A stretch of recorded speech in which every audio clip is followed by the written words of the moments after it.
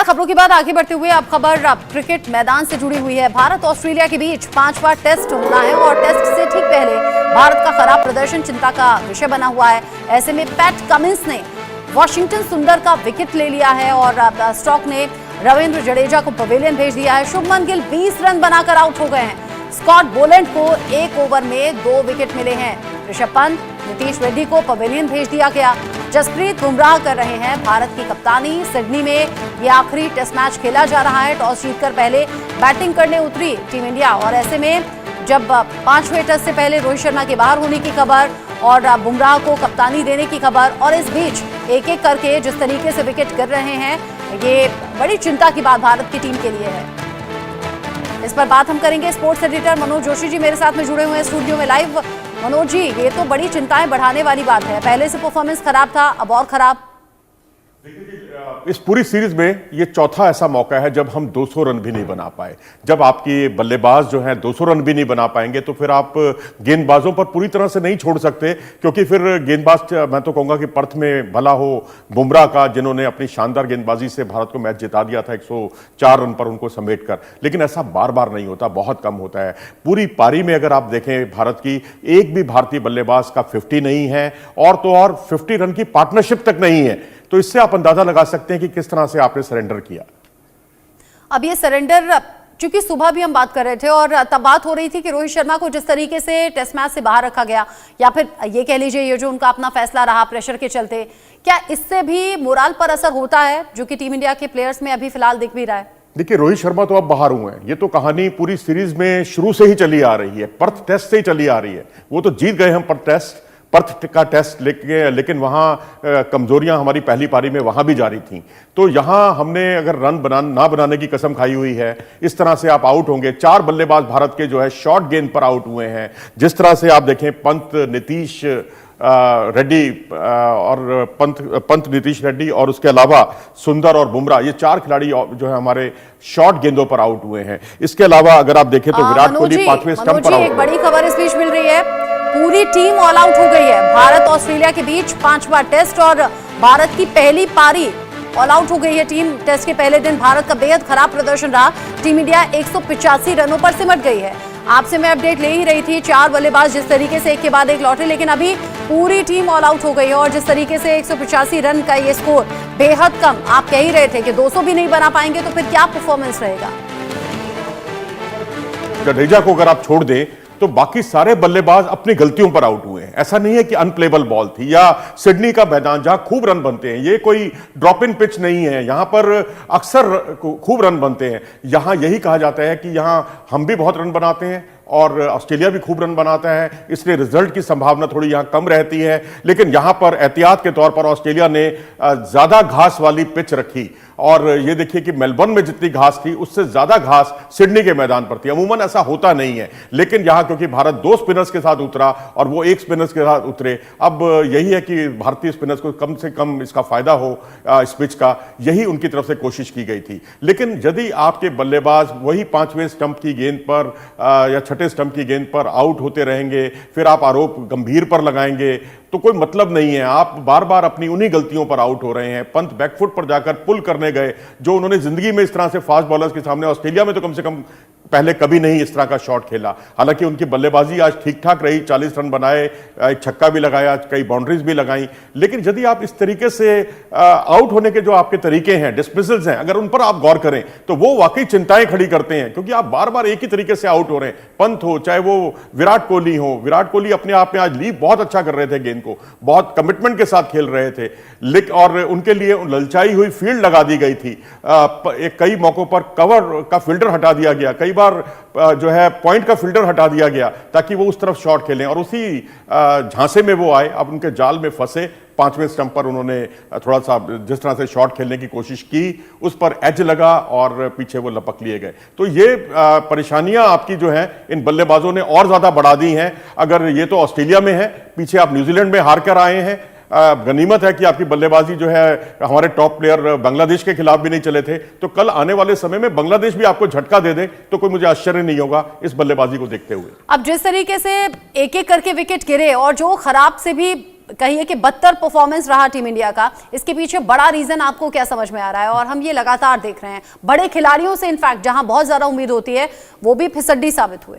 देखिए, बड़े खिलाड़ी अगर अपने एक ही तरीके से आउट होने लगे तो, और प्रक्रिया से ज्यादा इंपॉर्टेंट है उसका अंजाम। अब आप प्रक्रिया तो आपने बहुत सुधार ली अपनी, आप लीव भी कर रहे हैं गेंद को और बहुत समय भी काट रहे हैं क्रीज पर, आप लेट भी खेल रहे हैं, सारी चीजें विराट कोहली के पक्ष में थी, टॉप ऑर्डर के पक्ष में थी। लेकिन अगर आप आउट होने वाली जो गेंद है उसका चयन सही तरीके से नहीं करेंगे, आप ऐसी गेंद पर आउट करेंगे, यानी चयन से मेरा मतलब यहां पर यह है कि अगर आप उसी तरीके से, आपके डिस्मिसल होने के तरीके वही हैं, वही रहते हैं, वही ढाक के तीन पात, तो फिर आपकी जितने भी आप अनुशासित बल्लेबाजी कर लें उसका कोई मतलब नहीं रह जाता। जैसे मैं अक्सर कहा करता हूं कि एक गेंद आपको आउट करने के लिए काफी होती है, वही कुछ विराट के साथ हुआ, वही कुछ पंत के साथ हुआ, वही कुछ केएल राहुल को देखिए कितना गैर जिम्मेदाराना उन्होंने शॉट खेला। पिछली बार तो हम ये कहकर उनका बचाव करते रहे कि भाई बॉल बहुत अच्छी थी उनकी जो जिस पर वो आउट हुए थे मेलबर्न में, लेकिन यहां पर यदि आप स्क्वायर लेग की दिशा में आउट हो रहे हैं, शॉर्ट स्क्वायर लेग पर कैच दे रहे हैं, अपना कैचिंग की प्रैक्टिस करा रहे हैं, ऐसा लग रहा है, तो फिर भगवान ही मालिक है। अगर आप, जिनको हम टेक्निकली बहुत साउंड प्लेयर कहते हैं, यही वजह है कि कंसिस्टेंसी लेवल भारतीय खिलाड़ियों का अच्छा नहीं है, निरंतरता की इस कदर कमी है कि अगर आप पूरा करियर उठाकर देखेंगे तो केएल राहुल का मुश्किल से उनकी 34-35 की जो है उनकी औसत है। तो इससे आप अंदाजा लगा सकते हैं कि टॉप ऑर्डर के बल्लेबाजों की यदि ये औसत है, इस तरीके से आउट हो रहे हैं, अपनी गलतियां बार बार दोहरा रहे हैं, तो फिर कुछ नहीं हो सकता इस टीम का।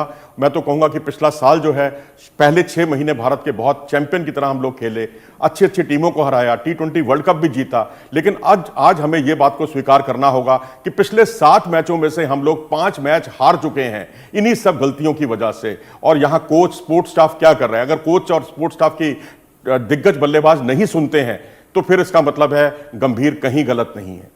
गौतम गंभीर ने इसको लेकर चिंता भी जाहिर की थी, हालांकि उनके इस बयान को अलग तरीके से तोड़ मरोड़ कर भी देखा गया। कुछ लोग हालांकि उन्हें साथ देते हुए उनका नजर आए थे। कल भी इसको लेकर हम बात कर रहे थे। मनोज जी, एक बात बताइए, क्योंकि खेल काफी हद तक साइकोलॉजिकली भी होता है, तो जब ये टीम ये जानती है कि पाने के लिए कुछ है नहीं, खोने के लिए अब कुछ बचा नहीं, उस सोच का भी असर होता है क्या ग्राउंड पर? बिल्कुल होता है जी, मुझे तो यही लग रहा है कि वो उनका, देखिए, जो माइंडसेट है वो बहुत इंपॉर्टेंट होता है, साइकोलॉजिकली बहुत चीजें काउंट करती हैं। अब आप ये देखिए कि ऑस्ट्रेलिया जो है आपको फंसाने के लिए जो जाल फैलाता है उसमें आप फंस जाते हैं। आपके सामने पॉइंट नहीं रखते आप, क्योंकि बार बार गेंद को छोड़ रहे हैं, आपको फिर कवर भी हटा लिया जाता है कि चलो अब ये शॉट मारेंगे, यानी वो एक तरह से आपको ललचाने के लिए एक दाना डाल रहे हैं और उसी में आप उलझ रहे हैं। विराट कोहली का डिसमिसल बिल्कुल इसी का प्रत्यक्ष प्रमाण है। तो मैं तो यही कहूंगा कि आप जो मैच्योरिटी फिर कहां रही? आप इतने लंबे समय से क्रिकेट खेल रहे हैं, हालांकि हमें ये बात टिप्पणी करते हुए विराट कोहली जैसे खिलाड़ी पर बहुत अजीब भी लगता है, क्योंकि इतना दिग्गज खिलाड़ी है, लेकिन डिसमिसल आप 6 बार जो है 5वें और 6ठे स्टंप की गेंद पर शॉट खेलते हुए आउट हुए हैं। बाकी खिलाड़ियों का भी बदस्तूर आप देखिए, नीतीश रेड्डी और पंत लगातार 2 गेंदों पर जो 2 विकेट गिरे हैं भारत के, उससे भारत की चिंताएं और ज्यादा बढ़ गईं। और ये तो भला जसप्रीत बुमराह का, जिन्होंने आकर जो है कई बाउंड्रीज लगाकर 22 रन की पारी खेली और आपको 185 तक पहुंचा दिया, नहीं तो ये तो 150 के अंदर आपकी टीम पूरी सिमट रही थी।